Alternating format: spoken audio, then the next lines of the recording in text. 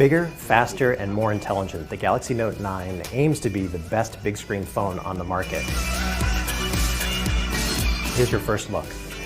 When it comes to big screen phones, Samsung has always been at the lead of the pack, and they're trying to stay there with the Galaxy Note 9, which not only has a big screen, but a lot of big improvements when it comes to the S Pen and what's going on the inside. What you're taking a look at here is a 6.4-inch display, Quad HD AMOLED, so it's a little bit bigger than before. One of the biggest changes comes with the S Pen, which now acts as a remote control because you have built-in Bluetooth functionality. So, for example, if I want to launch the camera, I can just long press on this, and I can switch orientations just by double-clicking and then use this as a selfie taker, which is pretty neat. You can also use the S Pen for forwarding on music tracks or even going forward or backwards in a presentation. And Samsung is going to be opening this up to developers as well.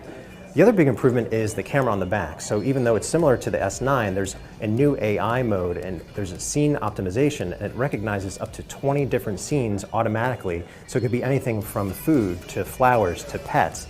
And the Note 9 is smart enough to know what's in the frame and will change things like the colors and the aperture and white balance so you get the best possible photo. But we'll have to put that to the test. When it comes to performance and specs, this is the biggest battery ever in a Note device at 4,000 milliamp hours. So you should be able to last all day on a charge, and we can't wait to put it through our test. But it's not just about that. The Snapdragon 845 processor on the inside is paired with 6 or 8 gigs of RAM, depending on how much you want to get. And you get double the storage of the iPhone X to start at 128 gigs. As far as getting performance that's all day strong, Samsung says this device is water cooled, which is another first for the Note line.